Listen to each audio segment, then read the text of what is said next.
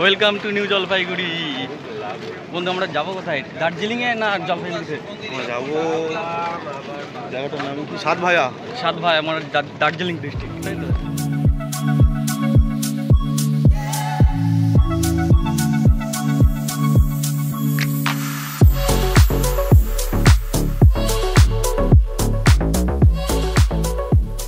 Guys welcome to new blog from Darjeeling episode 2। আমি সোমনাথ, আমি এখন আছি দার্জিলিংয়ের নকশালবাড়ি ব্লকে। আর আমি এখানে এসেছি কাজের জন্য। আর কাজটা হচ্ছে যে নকশালবাড়ির ওপর দিয়ে যে এশিয়ান হাইওয়ে 02 গেছে, সেই 02তে আমরা সার্ভের জন্য এসেছি। এই যে 02, যেটা Indonesia, Malaysia, Myanmar, Bangladesh, India, Nepal হয়ে ইরানে গিয়ে শেষ হয়েছে। এই রাস্তা সার্ভের জন্য আমরা এসেছি। দার্জিলিংয়ের শিলিগুড়ি সাব ডিভিশনের খড়িবাড়ি, নকশালবাড়ি এগুলো সমতল হওয়ার জন্য না, এদিকে প্রচুর পরিমাণে ধান চাষ হয়। আর এই যে এরকম একটা আর কি পাড়ার দুদিকে ধান চাষ হয়েছে, আর থেকে এরকম আর কি বাঁশের তৈরি রাস্তা। এই যে হাইওয়ে, এই যে গ্রাম বাড়ি ঘর, আর এখান থেকে পুরো দার্জিলিং পাহাড় দেখা যাচ্ছে। আর চারিদিকে পুরো ধানের বাগান, মনে হচ্ছে যেন বর্ধমান কিংবা উত্তর কিংবা দক্ষিণ 24 পরগনাতে আছি। কিন্তু এটাই একটা ভালো জিনিস যে এখান থেকে আর কি বাঁশের সিঁড়ি করা, হেভি লাগছে দেখতে। আর এখান থেকে পুরো দার্জিলিং পাহাড় দেখা যাচ্ছে।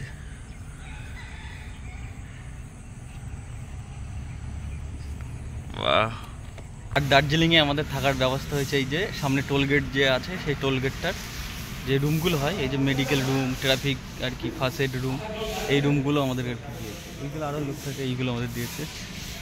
এই আগের বছর দার্জিলিংয়ে এসে আমরা পাবলিক বাড়িতে ছিলাম, এবার আমরা এই যে এখানে উঠেছি, এখানটায় আর কি ক্লিনিং চলছে। ভুনু আর সুমনের ভুনিটা দেখ, সুমন জ্যাবড়া হয়েছে পুরো ধোঁয়া, এই ফেনা পড়ে আস না যেন ক্যালি করতে গিয়ে। আমরা এখানে শিফট হই, তারপরে আশেপাশের গ্রাম টেরামগুলো ঘুরে ঘুরে দেখবো। আর তারপরে এখান থেকে আমরা যাবো শিলিগুড়ি, ওখানেই কাজ করব। আর কি কাজ করব সেগুলো পরে দেখাবো, আগে এখানকার লোকাল গ্রামটা ঘুরে ঘুরে দেখাবো। ক্লিনিং হয়ে গেছে, এবার আমাদের বেডিং ফেডিংগুলো সব বাইরে পড়ে আছে, এগুলো ঢোকাবো, ঢুকিয়ে কি বিকেল দিকে যাব গ্রামের দিকে। পাহাড় পাহাড়, আই লাভ পাহাড়। এই পুরো মেঘে ঢেকে গেছে মানে, এই যে পাহাড়ের চূড়াগুলো দেখা যাচ্ছে, আর পুরো মেঘগুলো পাহাড়ের সামনে আড়াল করে আছে, মেঘে ঢেকে গেছে। হ্যাঁ, এইদের রাস্তা, এই গ্রামের দিকে যাওয়া যাবে বিকেলে, ওই গ্রামের দিকে যাওয়া যাবে।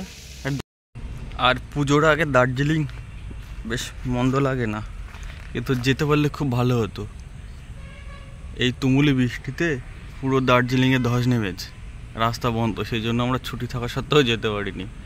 রাতের বেলা এশিয়ান হাইওয়েতে, মানে যে টোলগেটটা আছে আমাদের পিছনে যেখানে আমরা থাকি, সেখানটায় আর কি এরকম ট্রাফিক দাঁড়ায়।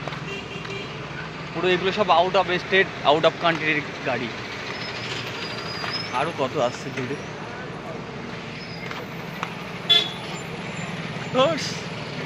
চলো আমরা এখন খেতে যাচ্ছি। আমরা যেখানে থাকি সেখান থেকে মোটামুটি 1 কিলোমিটার পায়ে হেঁটে যেতে হয় খেতে, তা নাহলে এই রাত 9টার পরে আর টোটো চলে না, যা ট্রাফিক। আর রাতের বেলা এখান থেকে দার্জিলিং শহর দেখা যায়, কিন্তু এই আলোগুলো আর এখান থেকে দেখাচ্ছে, রাতের বেলা এত দেখা যায় না, কিন্তু গাড়িগুলো দেখো কত গাড়ি এরকম লাইন দিয়ে দাঁড় হয়েছে। এরকম 9টার পর থেকে সব গাড়িগুলো এরকম ভিড় করে। খেতে গিয়ে পুরো ধরা পড়ে গেছে, যে বৃষ্টি হচ্ছে, আমরা এখন দাঁড়িয়ে আছি বাস স্টপে, পুরো ভিজে গেছি। আর এই যে এশিয়ান হাইওয়ে 02 পুরো বৃষ্টি ভিজে চকচক করছে, আর পিছনে গাড়ি আসছে কত জোরে জোরে, ঠিক আছে? গাড়িতে যাচ্ছে কত জোরে দেখো, 60-70 কিলোমিটার বেড়ে যাচ্ছে। আর মানে হেভি ওয়েটের গাড়ি, মানে লরিগুলো 60-70 কিলোমিটার জোরে যাওয়া মানে বিরাট জোরে যাওয়া। আর আমরা কীভাবে বসে আছি মুরগির মতো,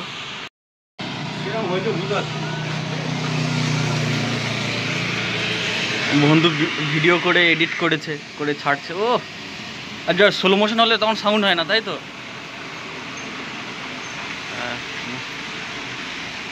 না, বন্ধুর তো সেই রকি ভাইয়ের সিনেমাটা দেখাচ্ছে, লাইটিং দেখাচ্ছে।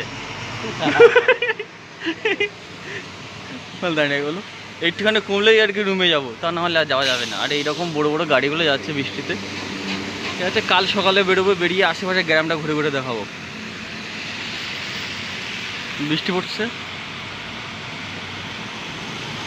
না, এখানটাই দেখায় ভালো লাগবে। কয়েকদিন আগে একটা ট্রেন্ডিংয়ে উঠছিল না বন্ধু, সে বোতলে জল পড়ে কেমন ঘোরানো রে, এই দেখো সেরকম আর কি। আমার তো আর গার্লফ্রেন্ড নেই, সেই জন্য এই প্রকৃতিই হচ্ছে বোতলের ফুটো করে জল ছড়াচ্ছে। ভাই সেই কাল রাত থেকে বৃষ্টি হয়ে যাচ্ছে, এই হচ্ছে নর্থ বেঙ্গলের একটা মানে খারাপ অভ্যাস। একবার বৃষ্টি ধরলে সারা দিন সারা রাত বেশ কয়েকদিন একটানা এরকম বৃষ্টি চলে। এরকম বৃষ্টি হচ্ছে আর আমরা সব ঘরের মধ্যে বসে আছি, কাজকর্ম সব বন্ধ। ভাবছিলাম বিকেলের দিকে কিংবা সকালের দিকে ঘুরতে হবো আশেপাশের গ্রামে, আর যেতে পারিনি বৃষ্টির জন্য। আমরা এখানে সব গ্যারেজ হয়ে গেলাম, না কোথাও যেতে পারছি, না কোথাও বেরোতে পারছি, না কাজটাও আমরা করতে পারছি। যাই হোক, শুয়ে শুয়ে আর কি রেস্ট করি, যা হবে দেখা যাবে। ভাবলাম পুজোর আগে নর্থ বেঙ্গলে এসেছি, দার্জিলিংয়ে এসেছি, হেবি মজা হবে, খাবো, ঘুরবো, এনজয় করবো। তার হলো না, প্রকৃতি আর কি আমাদের সাথে বেইমানি হচ্ছে। দেখা যাক কতদিনে বৃষ্টি থামে আর কতদিনে আমরা বেরোতে পারি বাইরে। চলো এখন শুয়ে শুয়ে রেস্ট করি।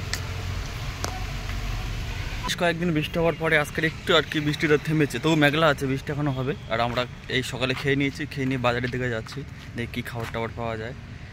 এখানে কি স্পেশাল চা পাওয়া যায়, মোমো, তারপর চাউমিন, এগুলো তো দেখতেই পাইনি বৃষ্টির জন্য। চলো দেখা যাক পায়ে হেঁটে হেঁটে কত দূর ঘোরা যায় আর কি কি দেখা যায়, খাওয়া যায়।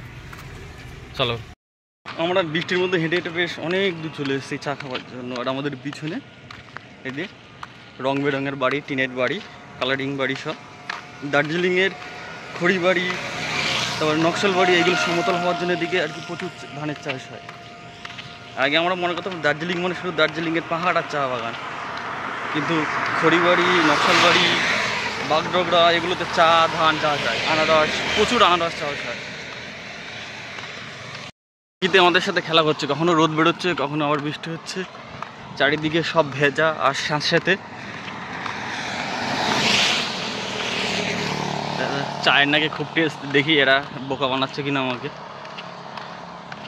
কারণ ভুনু, চিরঞ্জয় দা, সুমন এর আগের বাড়ি এসেছিল, এই বিশ্বকর্মা পুজোতে বাড়ি গেছে, তারপরে আবার এসছে, তারপরে এই আমি আবার এসেছি। আমি ঘুরতে ভালোবাসি, তাই আমাকে নিয়ে এসছে।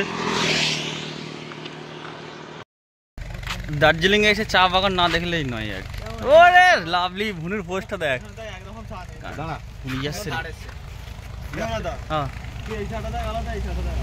আর এইগুলোই পাতার জন্য খারাপ হয়ে গেছে এখন। দাঁড়া না, আর এগুলো কি গাছ চা বাগানের মধ্যে? হ্যাঁ, সে কিছু না, এর মধ্যে হাতি আছে বলো, দৌড়ালে বুঝতে পারি তখন।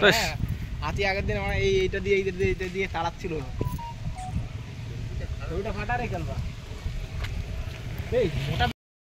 তো গাইজ, এখানে আমরা প্রায় এক সপ্তাহ ধরে আছি, বৃষ্টির জন্য বেরোতে পারিনি। তো যেখানে যেখানে ঘুরেছি সেখানে সেখানে দেখাই, তারপরে আমরা এখান থেকে চলে যাবো শিলিগুড়িতে, পুরো গ্রাম থেকে টাউনে চলে যাবো।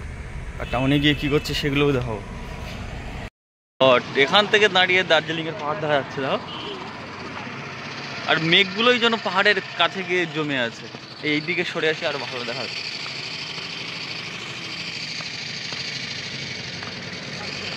ও, শিলিগুড়ির কাছাকাছি গেলে তো আরো ভালো দেখা যাবে নাকি দাদা?